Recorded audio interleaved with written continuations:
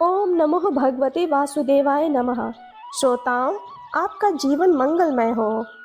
हरे कृष्ण। श्रोताओं, आज हम श्रवण करेंगे माघ मास महात्म्य 27वें अध्याय की कथा।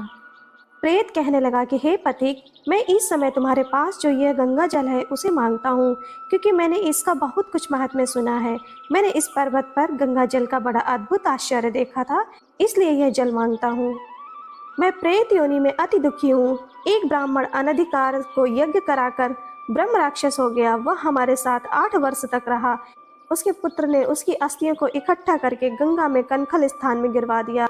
उसी समय वह राक्षसत्व त्याग कर सद्गति को प्राप्त हुआ। मैंने प्रत्यक्ष देखा है, इसलिए मैंने तुमसे प्रार्थना की है।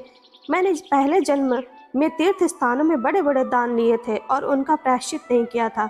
इसी से मैं हजारों वर्ष तक इस प्रेत योनि, जिसमें अन्न और जल मिलना अति दुर्लभ है, दुख पा रहा हूँ। इस योनि में मुझको हजारों वर्ष बीत गए हैं। इस समय आप जल देकर मेरे प्राणों को, जो कंठ तक आ गए हैं, बचाओ। कुष्ठ आदि रोगों से भी मनुष्य प्राणों को त्याग करने की इच्छा नहीं करता। देवदूती कहने लगे कि ऐसे उस प्रेत के वचन सुनकर वह ब्राह्मण बड़ा विस्मित हुआ और वह अपने मन में विचारने लगा कि संसार में पाप और पुण्य के फल अवश्य आ पड़ते हैं। देव दानव मनुष्य कीड़े मकोड़े भी रोगों से पीड़ित होते हैं। बाल तथा वृद्धों को मरण, अंधा तथा कुबड़ापन, ऐश्वर्य, दरिद्रता, पांडित्य तथा मूर्खता सब कर्मों से ही होता है। इस कर्म भूमि में जिन्होंने न्याय से धन इकट्ठा किया है वह धन्य है। यह सुनकर प्रेत गदगद बाड़ी में बोला, हे पथिक, मैं जानता हूँ कि आप सर्वज्ञ हैं। आप मुझको जीवन का आधार जल इस प्रकार दो जैसे मेघ चातक को देता है। तब पथिक कहने लगा कि हे प्रेत, मेरे माता पिता भृगु क्षेत्र में बैठे हैं। मैं उन्हीं के लिए जल लाया हूँ। अब बीच में तुमने गंगा के संगम का जल मांग लिया। अब मैं इसी धर्म संदेह में पड़ गया हूँ। यज्ञों को इतना नहीं मानता जितना प्राण रक्षा को मानता हूँ, इसलिए प्रेत को जल देकर तृप्त करके माता पिता के लिए फिर चला जाऊंगा। लोमस ऋषि कहने लगे कि इस प्रकार उस पथिक ने गंगा यमुना के संगम का जल उस प्रेत को दिया। उस प्रेत ने प्रीतिपूर्वक जल को पिया। उसी समय वह प्रेत शरीर को छोड़कर दिव्य देहधारी हो गया। केरल कहने लगा कि बिंदु मात्र गंगा जल से वह प्रेत मुक्त हो गया। हम समझते हैं कि ब्रह्मा जी भी इस जल के गुण का वर्णन नहीं कर सकते, नहीं तो महादेव जी इस जल को मस्तक पर क्यों धारण करते।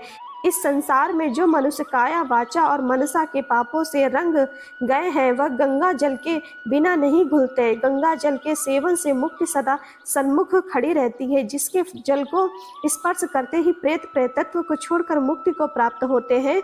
जो गंगा स्नान करता है वो वैष्णव पद को प्राप्त होता है। यदि संबंधी लोग गंगा जल से तर्पण करें तो नरक में रहने वाले पितर लोग स्वर्ग में चले जाते हैं और स्वर्ग में रहते हुए ब्रह्मत्व को प्राप्त होते हैं। गंगा जल के समान और कोई मुक्ति का साधन नहीं है। वह प्रेत वहां से चला गया और 1 मास में जब माघ मास आया तो उसने सुने हुए प्रयाग महात्म्य के अनुसार गंगा यमुना के संगम का स्नान करके पिशाच शरीर को धारण कर भक्ति पूर्वक नारायण की स्तुति करता हुआ वह द्रविड़ देश का राजा गंधर्वों से सेवित उत्तम विमान पर बैठकर इंद्रपुरी को गया। सो हे द्विज, यह इतिहास पापों का जल्दी ही नाश करता है। इसमें धर्म का ज्ञान होता है। ये पुण्य, यश तथा कीर्ति को बढ़ाने वाला है, ज्ञान तथा मोक्ष को देने वाला है। तुम भी सद्गति पाने के लिए प्रयास करो।